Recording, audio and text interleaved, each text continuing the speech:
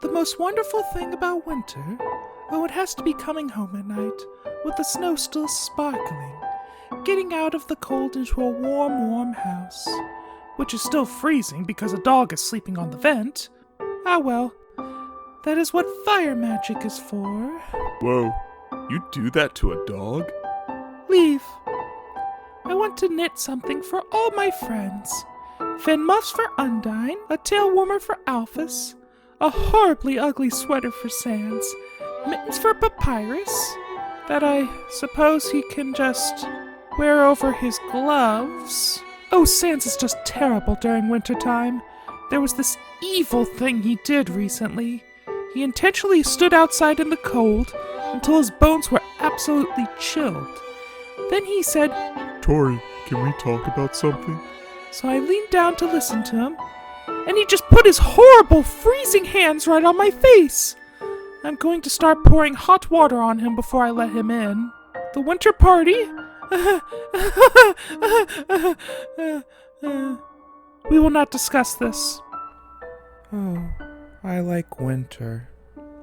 You can go out to a great big field where it's all quiet and let the snow fall right through you until you're buried deep in a snowbank. I wouldn't do that if you aren't a ghost. When it gets freezing outside and I'm feeling a little melancholy, sometimes I like to have a cry and watch my tears turn into beautiful ice crystals. Oh, sometimes it's so beautiful it just makes me cry even more. Mettaton wants to hire me for a ski resort, crying to ice up the slopes with my tears. Oh, I always wanted to do that. Winter? Now that's my time of year! As in, it's essentially default to me, so it really doesn't excite me that much. But this year was very special! We were able to put on a big holiday celebration for all our friends! All sorts of people came to this party bearing gifts! For example, Undine and Alphys brought a pair of treats. Undine brought a container of her famous spaghetti, which, when it was opened, seemed to only contain flames. And Alphys brought a cookie tin, containing a small fire extinguisher to wash it down with. Much merriment was had gathered around the television, watching seasonal specials like Mettaton Saves Santa Claus and Mettaton the Red-Nosed Reindeer. I noticed Asgore getting teary as he watched. He must have been stunned by the raw emotional beauty of the 30-minute-long dance party in the middle of every movie. As the night progressed, Miss Toriel got very rowdy. I think she had too much eggnog. She started drawing hair on my brother's head with a marker, and singing holiday songs very loud, but replacing the lyrics with cursed words. She kept trying to get Alphys to sing with her, holding her little yellow arms and waving back and forth. We ended up locking her in the garage, where she fell asleep. She looked kind of bad just lying there, so I put a cloth over her, and some candelabras on top, to make her match the decor. At the end of the night, Sans was curled up on the couch, sleeping in his clothes, as usual. Come on, Sans, you don't even have a blanket! It's dishonorable to sleep without a blanket! But he didn't hear me, so I had to put a blanket on him myself! Pathetic, isn't it? A grown man getting tucked in without even telling me a bedtime story! What a mess! Baubles and confetti everywhere! Broken eggs and spears on the floor. One of Mettaton's legs lost in the confusion. Sans had better help me clean this. I had half a mind to wake him up, but seeing Sans sleeping so soundly made me think. He never said so, but I think he was happy to celebrate the holidays with so many friends. I can't remember the last time he was able to do that. Maybe after a day like this, he was having a nice dream. So I let him sleep. But he better not expect me to clean up by myself next time. That good dream was my present to him! Winter's cool, huh? Well, that's putting it mildly. This winter, Papyrus threw a holiday party for everyone. He pretty much set up everything himself. Honestly, I'm pretty proud of him. All I helped him with was deboning the food. So I removed the bones, put in the cake, the salsa, the guac dip, the punch, Oh yeah, he even made a welcoming puzzle for the party. A giant labyrinth made of ice, snow, and musical ornaments to baffle and confound his friends with holiday cheer. You had to get through it to get to the front door. Think Asgore got lost in there for a while. Undyne had to go save him. She found him huddled around a homemade fire, eating a fruitcake like it was a MRE. Think everyone else kinda came through the back door. Not gonna lie, the party was kind of a mess. But, isn't that nice? Starting something's half the deal. Nothing happens if you don't reach for the stars. Or at least, that's what he's always saying constantly, trying to wash his hands in his giant sink. I'm really not a huge fan of winter. The days getting shorter is a huge letdown. Plus, when I get cold, I tend to, start moving and talking in slow motion. Fortunately, this winter, I had a brand new, extremely efficient space heater. I made a nice space to put the heater in, too. I put it in a hole in the floor, then put a table over it, then covered the table with a blanket to the floor. It's really nice putting your legs underneath. What's more, the heat tends to attract cute kitties.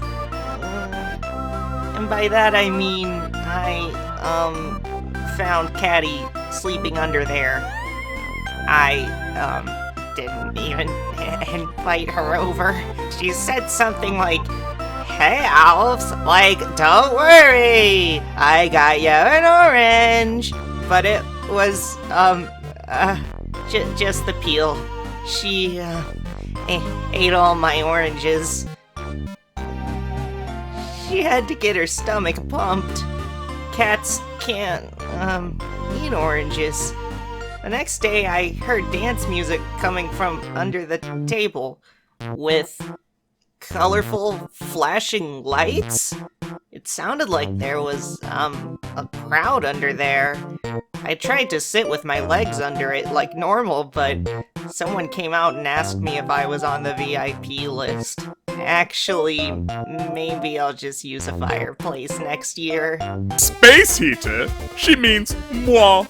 While she was performing her regular repairs on me, she installed modifications onto my rectangular form to allow me to, exceed my normal hotness.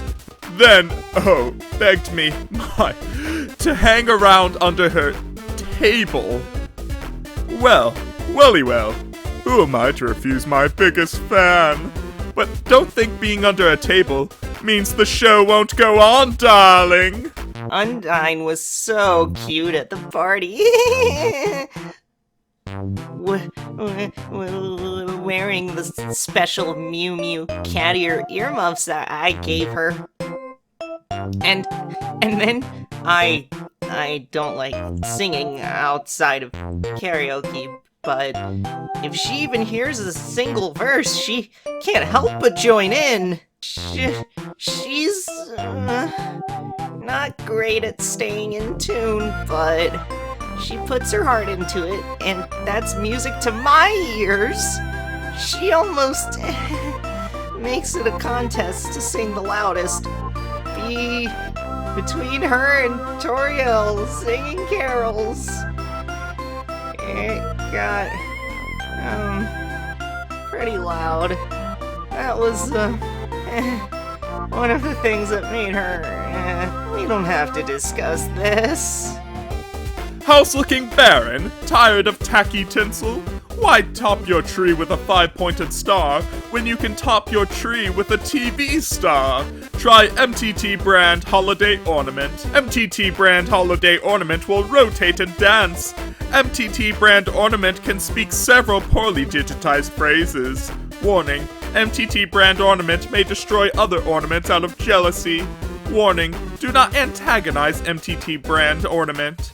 Warning, if MTT brand ornament escapes, call the authorities immediately. Papyrus's holiday party? Oh, yes! I was just offering to Miss Toriel a sample of MTT brand super adult winter eggnog when out of the corner of my optical sockets, I spied a certain pink-haired hussy in the kitchen, uninvited, pouring Blukey a cup of ghost juice in the most unrefined manner, and generally making an incorporeal mess all over the floor. Oh my stars! Look, darling, if you can't properly lift a teacup delicately with the tip of your high-heeled boots, then turn 360 degrees to walk directly in front of you out the door, I'm sure you'll have a better time in the mind maze. Then, oh my, she had the absolute robotic gall to challenge me to a chainsaw duel. Please, darling, I would never engage in such barbaric activity if it's not being recorded. But still, she escalated the situation, pouring ghost juice into my smile sensors, and it wasn't even a flavor I liked. Not that I know anything about ghost flavors. The situation had gone flipsy-dipsy, darling, so we decided to settle things as responsible adults, with bombs and various bullets, you know. I ended up so dazzled by my own moves, I could hardly recall the details of the event, but I remember Alphys and Undyne peeling us off the floor, my head lying on Alphys's extremely small knee. Where is Napstablook, I asked. Stop pretending to die dramatically. They left. They left? Why? I asked, dying dramatically. They don't like fighting. Mew Mew and I looked outside, our hands conspicuously close on the window pane. Blukey was out there, crying. Tears forming into beautiful ice crystals. I felt a strange feeling. Two of them. One, a pang of regret. And two, I bet it would be really popular if they could cry up ice for my ski resort. Alphys went back to the living room with Undyne, leaving Mew Mew and I alone in the kitchen. Undyne, she sure is happy with Alphys, huh, Mew? She said, forcing a smile. Yes, and Alphys, she sure is happy with Undyne, I said with a dazzling grin. And so we stood there, in silence, drinking ghost juice that neither of us could taste. My favorite thing about winter? It's gotta be winter sports! Snow wrestling, snow baseball, snow football, and of course, snow hockey! The last match we all played was unforgettable! Me, Asgore, and Sans versus Alphys, Toriel, and Papyrus. Action, betrayal, teamwork. It could have been a movie! A disaster movie, maybe. Hey, what the heck are you doing in my monologue? I was the referee, darling. Ref? All you did is sit on the side in a super tall chair, taking selfies with giant sunglasses on. I can't help that the sun sparkling off the ice highlights my natural beauty. Natural? Anyway, it was a great match. Everyone had a blast. Alphys was running from you and yelling the whole time. You've gotta tackle the person with the puck. Which got accidentally stuck to her stick from the cold? Really? I thought she was just playing really well. Bursting from the ice like a shark didn't help her either. Look, I wanted her on my team, but Papyrus chose her first. Don't worry, Alphys. I won't let you get picked last. I was going to pick her, Papyrus. I was going to! Speaking of Papyrus, he was on me the whole match. Almost literally. He kept tackling me the whole time. But, he put on so much protective gear. He'd just bounce off me with a noise like a squeaky toy. When he did get the puck, he'd just pass it back to Alphys. Except for once when he passed it off to Sans. Because he forgot they weren't on the same team. Sans gave it back, though. Sans! That's right, I was playing with a handicap too, you know. My teammates were barely playing. Toriel and Sans just stood at the center of the ice, slapping their hockey sticks together over and over and saying stuff like, "Is this how you play? Is this how you play?" while pretending not to understand the rules. Meanwhile, my other teammate, Asgore, ended up falling into a fishing hole in the ice, getting his, legs stuck inside. I was, so into the game I didn't notice, and he didn't really say anything, so... Anyway, I eventually pulled him out, only to discover "Some King" had been written on his behind in magic marker. Eventually, Alphys got a headache and had to take a break. To watch Mew Mew's virtual streamer event. So I decided to swap the teams around to something more fair. Everyone against me. They agreed. We will not lose, Undyne. We'll show you the power of love and hockey. Papyrus rallied his team together for a huddle to discuss strategies. Or so they thought. Ha! You left yourselves wide open! I knocked everyone down like bowling pins and scored repeatedly. The game timer reached the 3/4 point in a flash. Ha ha ha! 77 points to 0. You thought you could win? I laughed in everyone's face individually while flexing.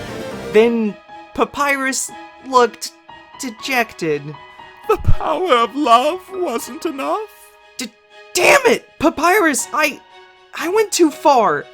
I was about to apologize to him when suddenly Sans scored a goal behind me. Then he went over to Alphys, humming, and did some kind of finger pointy arm crossy dance? Alphys pushed him away and told him to stop being cringe culture. Then Papyrus had the puck. I was gonna steal it when Toriel tackled me from the side, letting him score. You've got guts, old lady. Though it wasn't too bad being pinned by something so fluffy. And so it kept going. Toriel tackling, the puck suddenly disappearing, Papyrus scoring, Sans dancing, Alphys and Asgore watching videos. Wait, even Alphys scored at one point. Alphys, I thought you weren't playing! I just wanted to know what it felt like.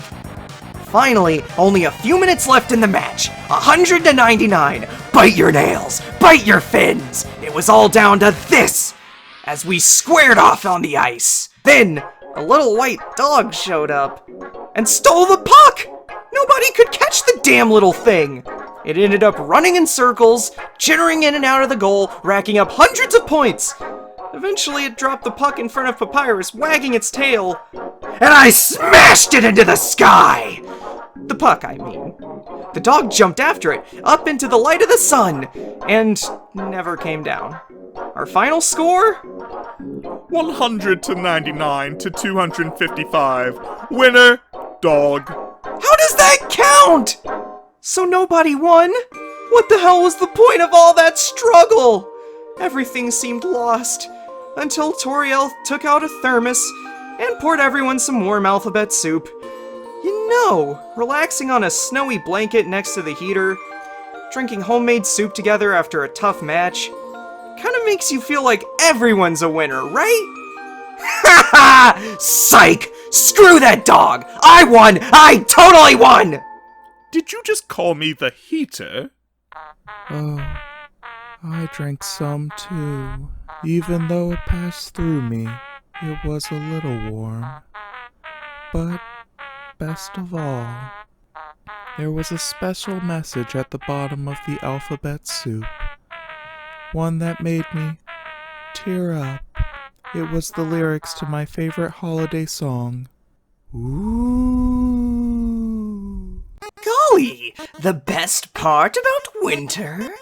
Probably the beautiful white snow blanketing the ground, completely indistinguishable from the dust of your friends. Huh? What do I want this year? When you grow up, you stop wanting things for the holidays.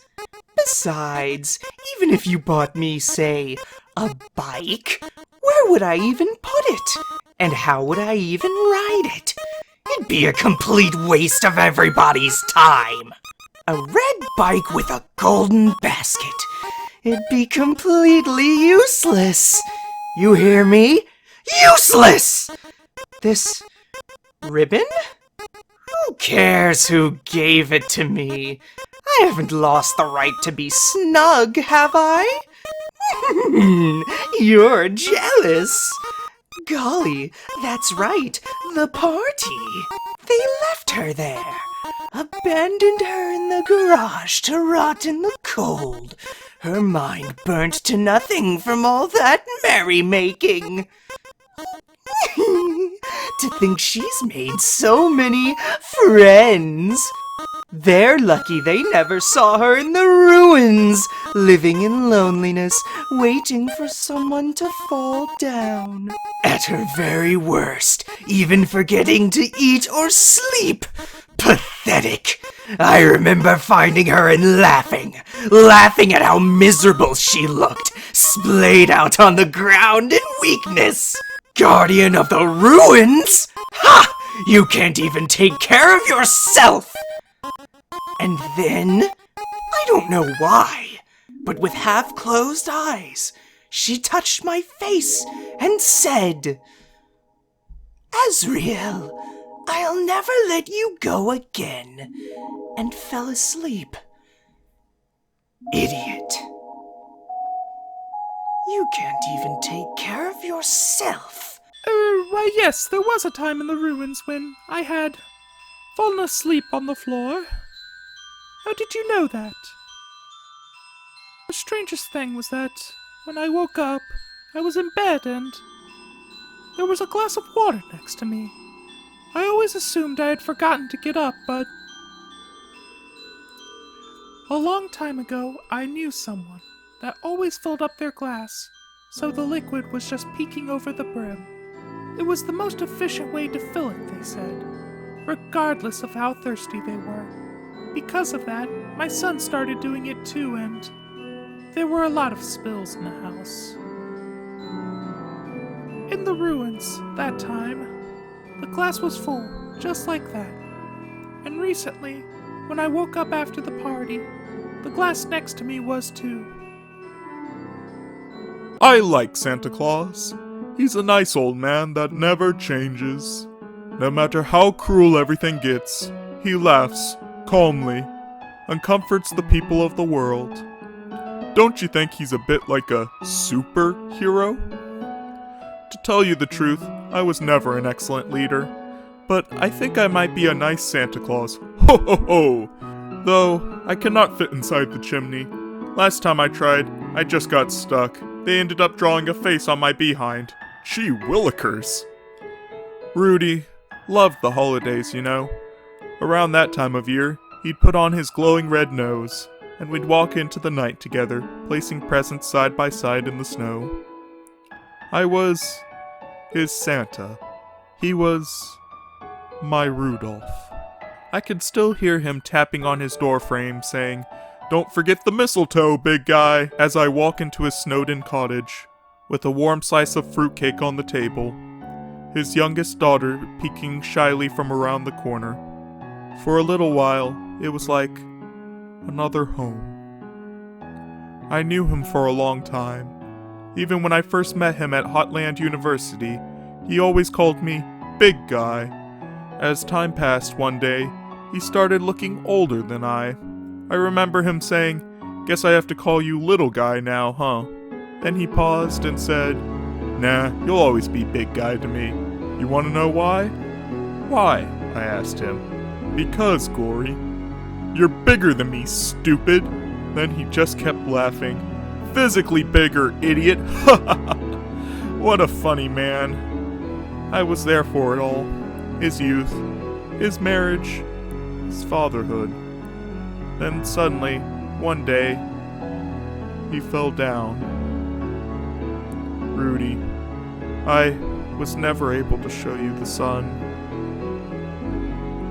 But Rudy would be happy to see our world today. His daughters get to grow up in the sunlight. The youngest one has such a kind face. I think she'll make many new friends. Isn't that nice? Asgore, the heck are you standing alone in the cold? I finished putting out all the presents. Not much for me to do now, I'm afraid. What? Are you kidding? Come on, we're about to light up the tree! Oh, of course. Golly, it's quite a large one this year. Ho ho ho. Yeah!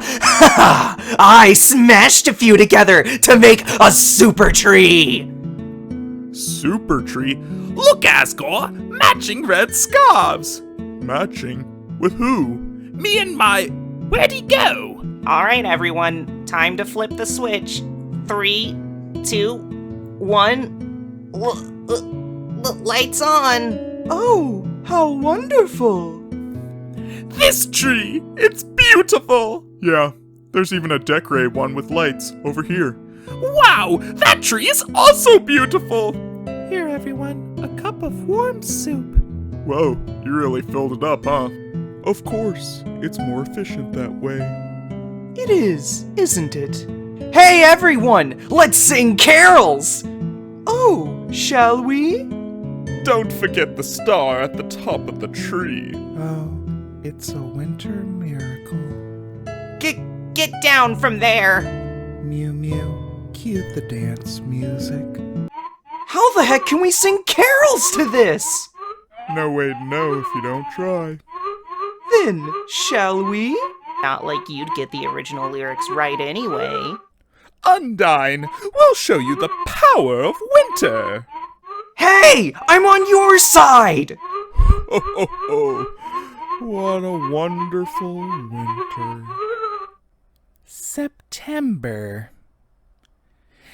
Did nobody notice it was September?